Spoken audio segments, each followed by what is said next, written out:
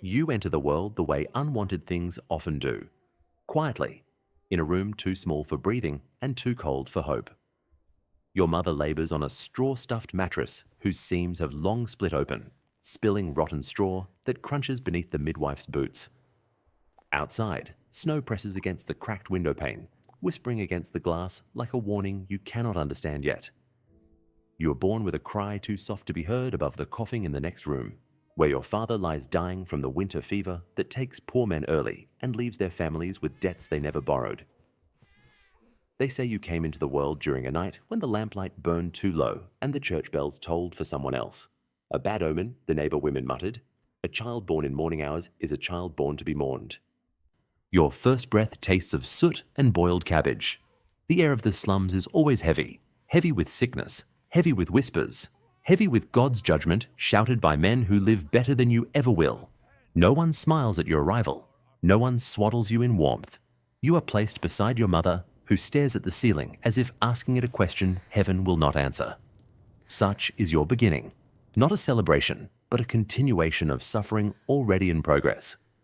You learn early that hunger is a teacher far stricter than any schoolmaster. It grips your stomach like a jealous hand, squeezes until you curl in on yourself, and stays long after the bread is gone. You pick crumbs from the floorboards, lick the last trace of porridge from a rusted spoon, and go to sleep listening to your belly complain louder than your mother ever dares to. Your father's death leaves a hole in the household that no prayer can fill. Your mother scrubs steps until her knuckles crack open, bleeding into the cold water she works with. You watch her hands disappear beneath the grey suds, and, even at 6, you understand that survival demands pieces of you. Small at first, then larger, then the parts you swore you'd never give up. You lose your first friend to cholera. You lose your second to the river, dragged under by a current swollen with factory filth. You lose your third when his family moves away to escape the landlord's violence. Loss becomes the only constant, a familiar ache, like a stone kept in your pocket.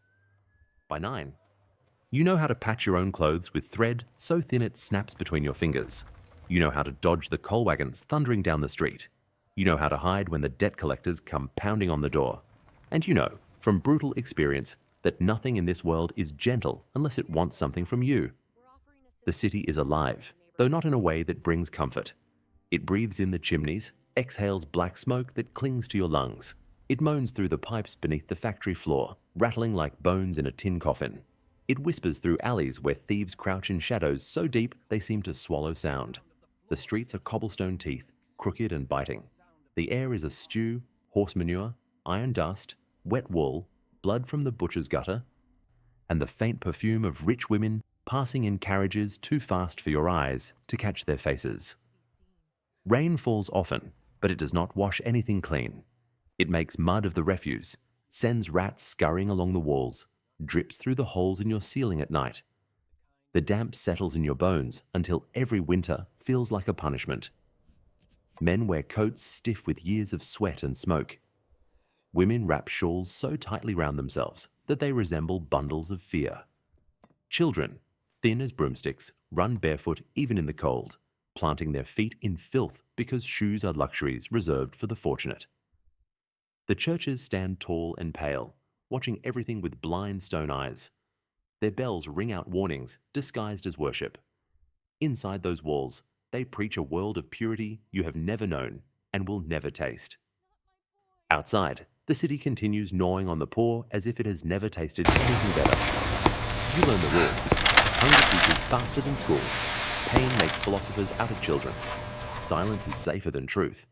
Eyes down, hands still, mind guarded. Never let them see you want anything.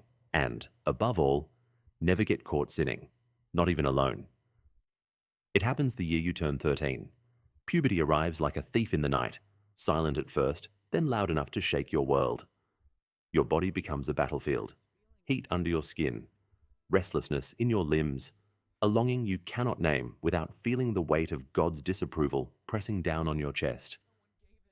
One night, alone in the cramped attic where the roof slopes low enough to strike your forehead, you touch yourself out of instinct more than understanding. It is a brief trembling moment, a breath stolen from the cruelty of the world. For once, you feel something that belongs only to you, but in Victorian England, nothing belongs to you, not even your body. The next morning, your mother finds a pamphlet tucked into the church pew. Onanism, the sin that ruins boys. The preacher's voice echoes in your mind. Self-pollution leads to blindness, insanity, moral decay, and damnation. Your mother's hands shake as she reads, not at the words, at the fear that you might be exactly what the pamphlet warns against. She looks at you as though you are already ruined. That is the turning point. Not the act itself, but the knowledge that being human is a crime here, and your body is now evidence. By 14, you are sent to work in a textile mill.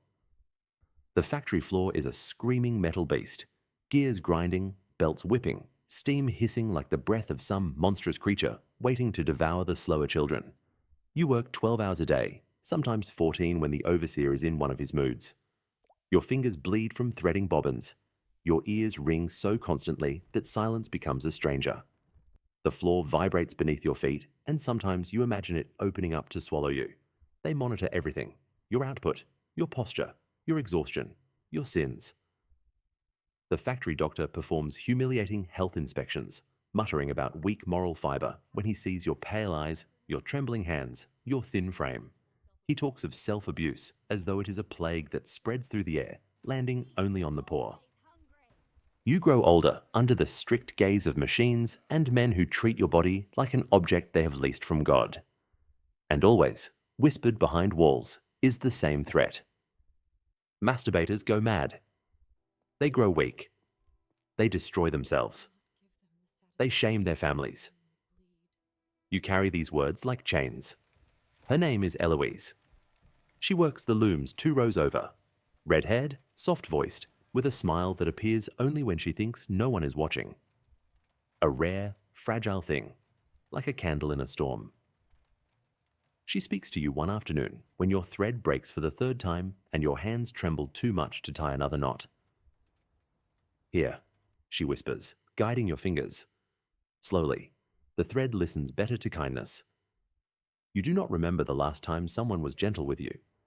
In the weeks that follow, she offers small things: half an apple, a strip of clean cloth for your blistered palms, a prayer whispered under her breath when she sees you collapse near the boilers from exhaustion. For the first time in your bleak, narrow life, you feel something that resembles warmth.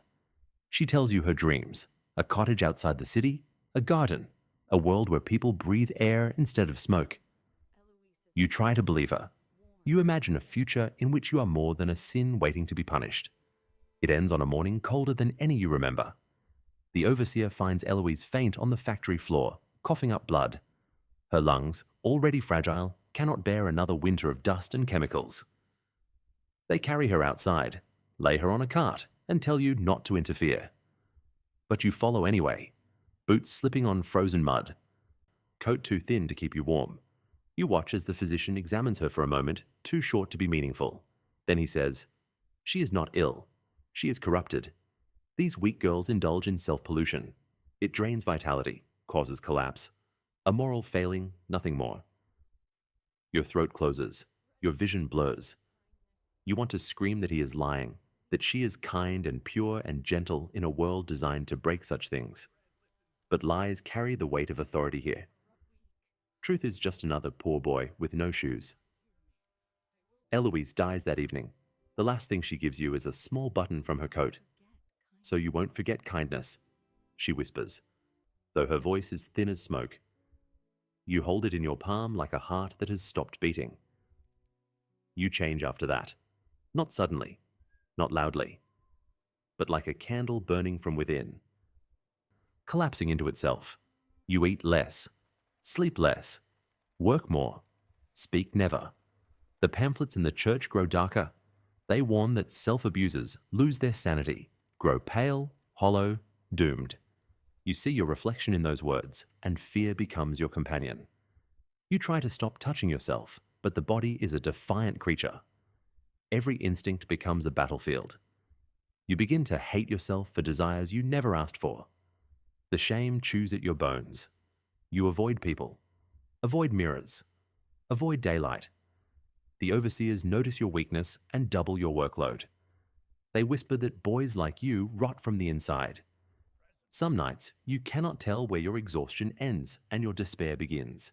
You imagine Eloise watching you from some peaceful place, wondering why you continue to punish yourself for a sin you committed only because you were lonely. But Victorian England is not a place that forgives loneliness. It weaponizes it. Years pass. You do not become insane, but you become unimportant, which is worse. You fade into the machinery of the city, another worker whose name the foreman never learned. You die quietly in a boarding house room where the walls drip when it rains and the rats do not bother to hide. No one claims your body. No one asks for your belongings. No one reads the brittle paper where you scratch down every thought you never spoke aloud. The world keeps turning. The factories keep roaring. The churches keep preaching purity to people who cannot afford it. And the only thing left of you is the small button from Eloise's coat, found clutched in your cold hand.